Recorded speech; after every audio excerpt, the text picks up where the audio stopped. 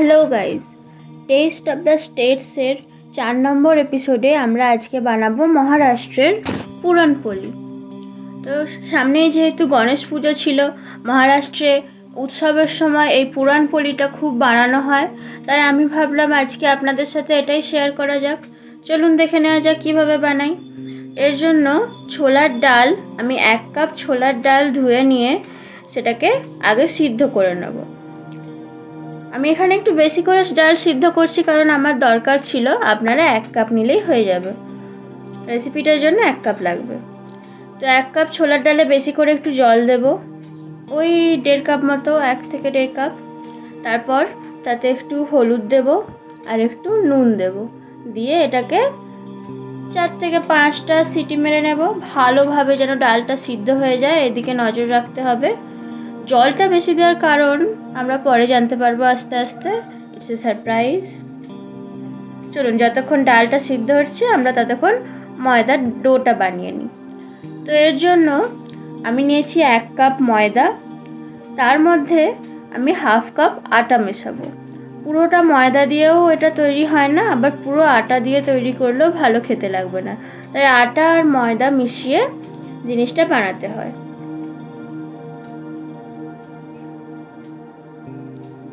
এরপর এর মধ্যে দিয়ে দেবো একটুখানি নুন আর অল্প একটু হলুদ গুঁড়ো। হ্যাঁ, ঠিকই শুনেছেন, হলুদ গুঁড়ো। বিশ্বাস করুন, জিনিসটা দেখতেও যেমন ভালো হবে, খেতেও সেরকম সুস্বাদু হবে। আপনারা শুধু একবার বিশ্বাস করে বানিয়ে দেখুন।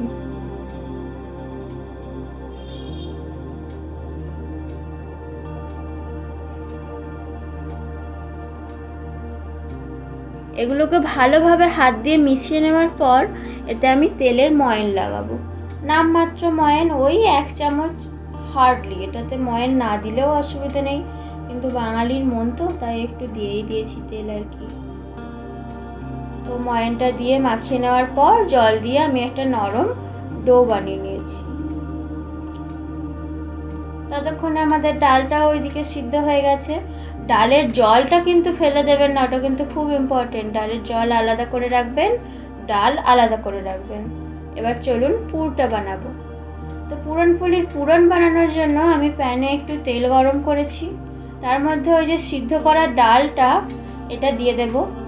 আপনি দেখুন ডালটা আমার কতটা ভালোভাবে সিদ্ধ হয়েছে যে আমি এটা চামচে করেই ম্যাশ করে নিতে পারছি। এরকম পর্যায়ে কিন্তু ডালটা সিদ্ধ হতে হবে, কারণ এরপর এটাতে আমি গুড় দেব। গুড় দেওয়ার পর কিন্তু ডাল একটুও সিদ্ধ হবে না।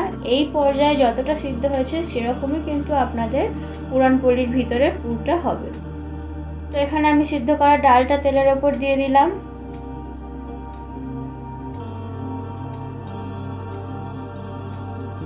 ডালে যেহেতু আগে থেকে নুন হলুদ সব দেওয়াই আছে, তাই এখানে আমি আর কিছু অ্যাড করব না।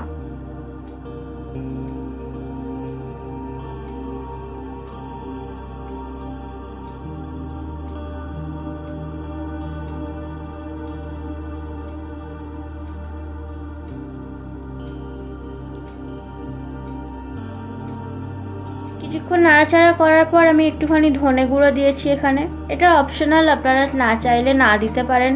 টু বি অনেস্ট, টেস্টের মধ্যে কোনো পার্থক্য এটাতে হবে না। এরপর স্টার ইনগ্রিডিয়েন্ট হলো গুড়। হ্যাঁ, গুড়। গুড় দিয়ে এটাকে পুরটাকে আমরা মিষ্টি করব। এর জন্য আমি গুড় পাউডার নিয়েছি ওই 3 চামচ মতো, 3 টেবিল চামচ।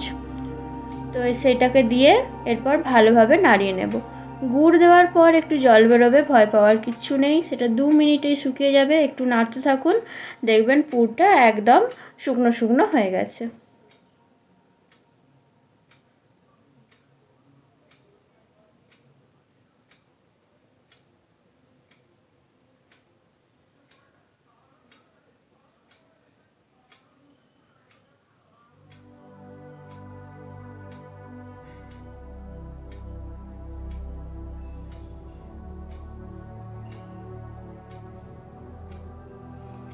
দেখতেই পেলেন কতটা সহজে তৈরি হয়ে গেল আমাদের পুরনপোলির পুরন।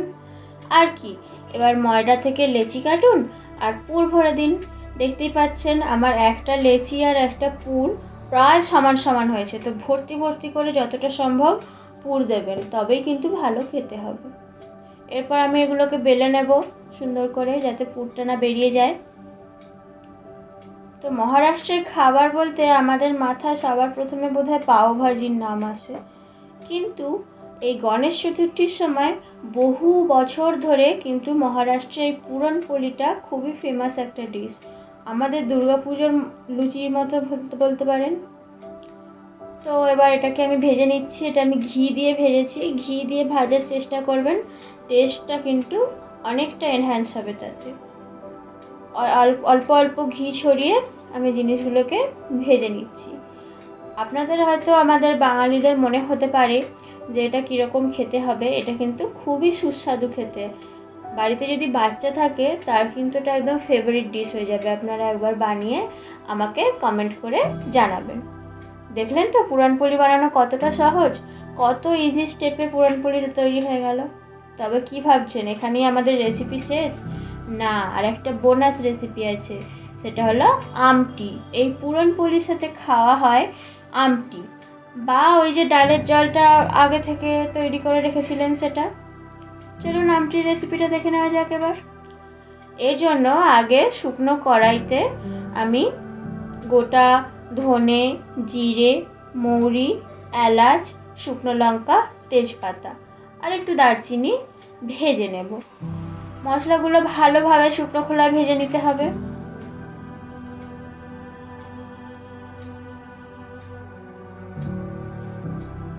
মিষ্টি মিষ্টি পুরনপোলি দিয়ে কিন্তু এই ঝাল ঝাল কাটাচি আমটি মহারাষ্ট্রে খুবই ফেমাস একটা ডিশ।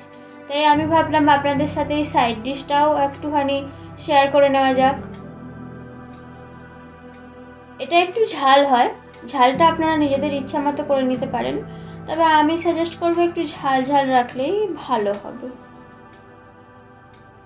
মশলাটা ভাজা হয়ে গেলে সেটাকে এক সাইডে সরিয়ে রেখে আমি 3টে পেঁয়াজ মিডিয়াম সাইজের আর 4-5 কোয়া রসুন আর একটু আদা ডুমো ডুমো করে কেটে নেব। রাফলি চপড করলেই হবে, ছোট ছোট করে কাটার দরকার নেই।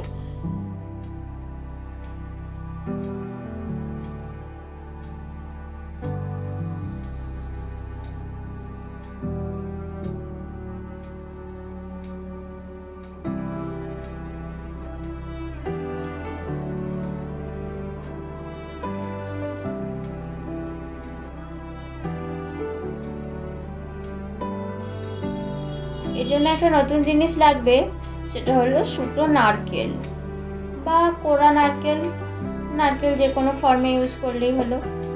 এরপর কড়াইতে অল্প তেল নিয়ে, নামমাত্র তেল দিয়ে এই জিনিসগুলো আমি ভেজে নেব। এখানেও আমি 3টে লঙ্কা দিয়েছি, কাঁচা লঙ্কা। বললাম আগে থেকেই যে এটা বেশ একটু ঝাল ঝাল হবে। তো এখানে তেলটা না দিলেও অসুবিধা ছিল না, এগুলো আপনারা শুকনো খোলাতেও ভাজতে পারেন। আমি অল্প একটু তেল দিয়ে বেশ ভালোভাবে লাল হওয়া পর্যন্ত জিনিসগুলোকে ভেজে নেব।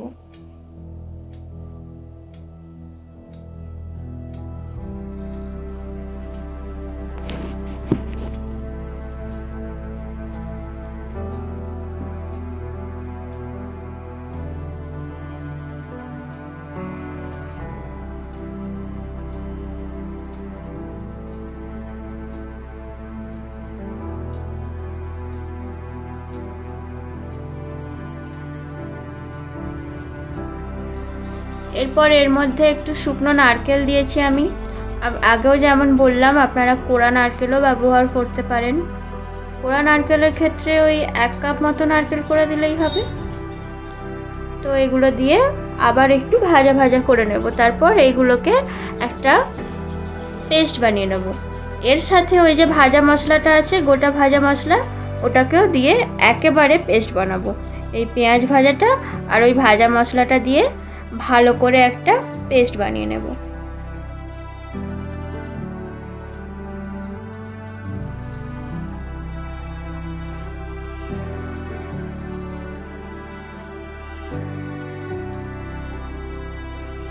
এই পেস্টটাকে বলা হয় কাটাচি মহারাষ্ট্রান ভাষায়।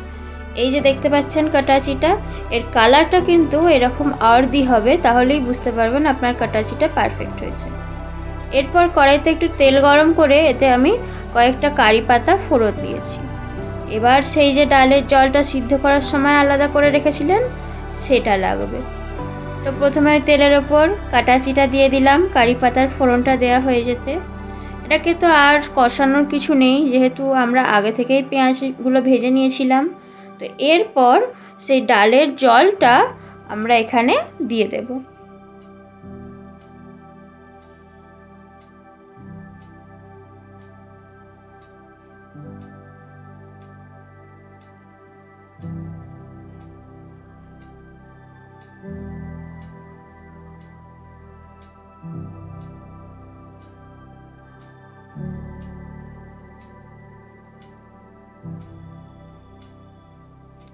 দেখতে দেখতে তৈরি হয়ে গেল আমাদের সুন্দর কাটাচি আমটি।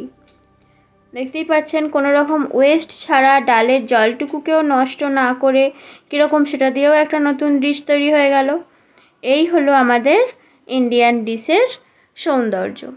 দেখুন আমাদের পুরনপোলি আর আমটি তৈরি হয়ে গেছে। চলুন এবার একটা লাইক করে দিন। যদি আপনারা এটা ট্রাই করেন কমেন্ট বক্সে অবশ্যই জানাবেন কেমন লাগলো। আমার চ্যানেলটিকে সাবস্ক্রাইব করতে ভুলবেন না। এরকম আরও সুন্দর সুন্দর সহজ সহজ রেসিপি পাওয়ার জন্য আমি আবার অন্যান্য রাজ্যের খাবার নিয়ে আপনাদের সামনে উপস্থিত হব।